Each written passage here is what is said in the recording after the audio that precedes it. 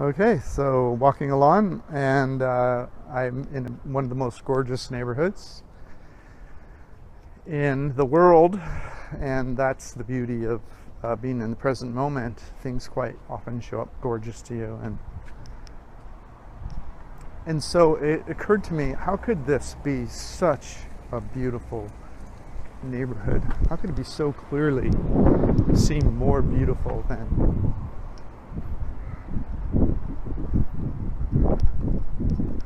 any other neighborhood?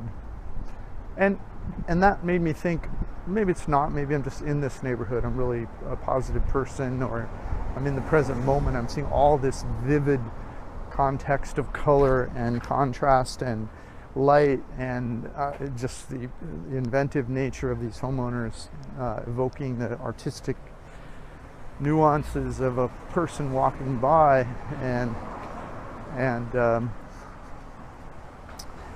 and then I thought, wait a second, why is it that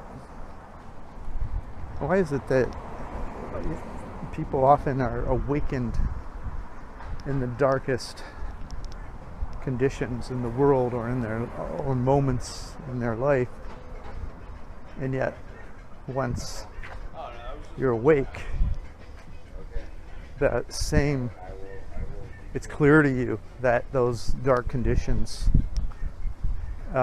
in contrast to the most beautiful conditions, are still difficult. You know, why do Viktor Frankl, I think is his name, Man's Search for Meaning, in his book he was awakened, or maybe before, but he talks about man's search for meaning in a prison camp during Nazi Germany,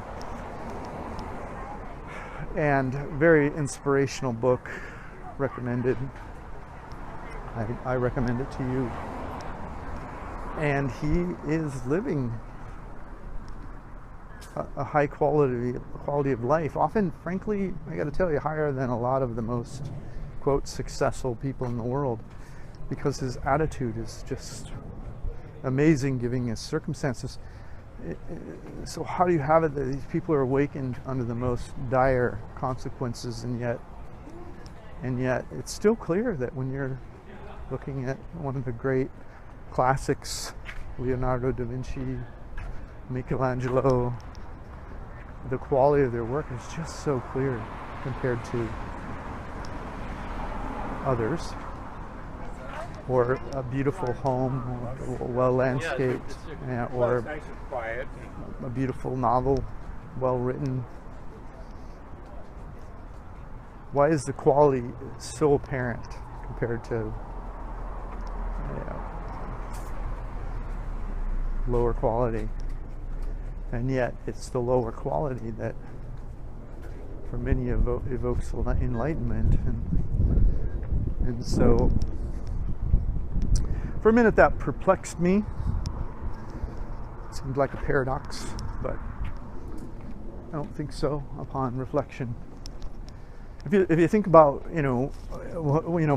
many people who are, quote, enlightened, it comes out of a moment or a time in their life where life has created a lot of brain consternation and upset and dysfunction, if you will. And I'm not saying everyone who's enlightened falls into this path, but I certainly did. It was a difficult time in my life that I found the present moment as an experience, not as an analytical description. And I didn't find it in the heights of visiting the Louvre in Paris. And so that makes sense, right? I mean, when your mind is occupied with the grandeur of the ages, and it's not grappling with problems of when the mortgage is going to be paid, or your health problems, or pending death, it only makes sense that at those moments you're less likely to reach the observation, oh, is there something else here? Is there some joy available to me? Because you're your mind is busy. It's not so quite as painful as it might be on a normal Tuesday afternoon at 3 o'clock. And so it makes sense that pain would create enlightenment as an alternative to what is. But once you're in the present moment and you have that, or you have that available to you whenever, and you're looking upon a rose in the nearby park, or a beautiful written novel or movie, or the work of one of the classics, of course the level of detail and observation is going to be arguably higher in the present moment, and so it'll be an extreme enjoyment because you're being with that work of art. Not that you won't enjoy it extremely if you're not in the present moment, but it's just a different experiential concept. And so, yeah, it makes sense. When things are bad, you're likely to look around and look for self-improvement. When things are really good, less likely to transform your life. But once you're in a good spot, whether it's enlightenment or your life is just humming along nicely because your mind is not screaming so loud as to upset the apple cart, then you're still going to like Michelangelo more than my art. Okay, so thanks so much for listening.